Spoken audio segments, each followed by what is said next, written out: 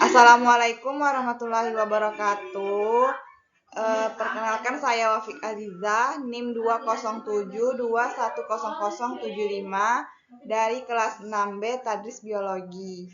Adapun tujuan pembelajaran kita pada hari ini untuk mengetahui apa itu konsep spesies, pengertian inventory spesies, tujuan inventory spesies, jenis-jenisnya, dan cara pembuatannya. Adapun konsep spesies, yaitu dalam biologi mengacu pada suatu kumpulan individu yang dapat menghasilkan keturunan yang fertil dan memiliki kemampuan untuk mengawini satu sama lain. Konsep ini didefinisikan oleh suatu kumpulan sikap dan ciri unik yang memaksimalkan keberhasilan perkawinan, serta memungkinkan individu untuk mengenali pasangan kawinnya. Selanjutnya ada pengertian inventory spesies. Inventory spesies ini adalah suatu daftar yang untuk mencatat semua jenis spesies organisme yang ada di suatu wilayah atau lingkungan tertentu. Inventory ini bertujuan untuk mengumpulkan informasi mengenai keanekaragaman hayati dan distribusi spesies tersebut.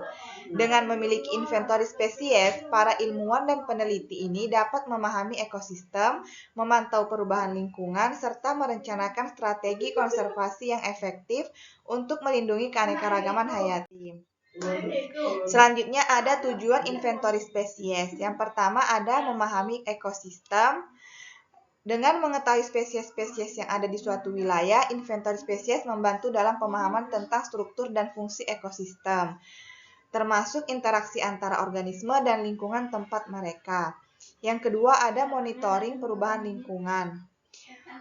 Untuk memonitor perubahan lingkungan ini seperti dari deforestasi, polusi, dan perubahan iklim. Yang ketiga ada konservasi keanekaragaman hayati.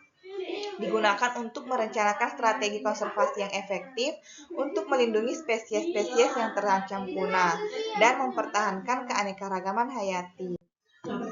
Selanjutnya ada jenis-jenis spesies yang dapat diinventori. Yang pertama ada tumbuhan, seperti jenis-jenis lumut, jenis-jenis tumbuhan yang berpotensi invasif, atau jenis-jenis tanaman yang berada di suatu kawasan tertentu. Kemudian yang kedua ada hewan, seperti jenis-jenis mamalia, burung, reptil, atau amfibi. Kemudian yang ketiga ada bakteri yang dapat ditemukan di suatu lingkungan seperti air atau tanah yang dapat berperan dalam proses biokimia dan ekosistem. Nah, selanjutnya yaitu cara pembuatan inventory spesies. Yang pertama yaitu kita harus mengidentifikasi tujuan. Dengan tujuan ini akan membantu kita dalam menentukan bagaimana sih inventory spesies itu harus dibuat dan diolah. Nah, yang kedua yaitu mengumpulkan data. Data yang diperoleh ini dapat melalui dari survei lapangan, analisis data, atau penggunaan teknologi seperti drone atau satelit. Nah, yang ketiga yaitu mengelola data. Dalam pengelolaan data perlu dipertimbangkan bagaimana data akan disimpan, diakses, dan diperbarui. Yang keempat yaitu menggunakan teknologi. Teknologi ini dapat membantu dalam mengelola data, memantau perubahan populasi, dan mengirimkan peringatan jika terjadi perubahan yang signifikan. Yang kelima yaitu mengelola inventory. Perlu dilakukan pengecekan terhadap data secara reguler untuk memastikan bahwa data itu tidak rusak atau tidak akurat. Yang keenam yaitu menggunakan analisis data. Analisis data ini dapat membantu dalam mengembangkan strategi untuk mengelola risiko inovasi. Nah, yang terakhir yaitu mengembangkan strategi, di mana strategi ini dapat melibatkan penggunaan teknologi, pengelolaan data, dan kerjasama dengan pihak lain untuk mengelola risiko inovasi. Sekian, itulah presentasi dari saya.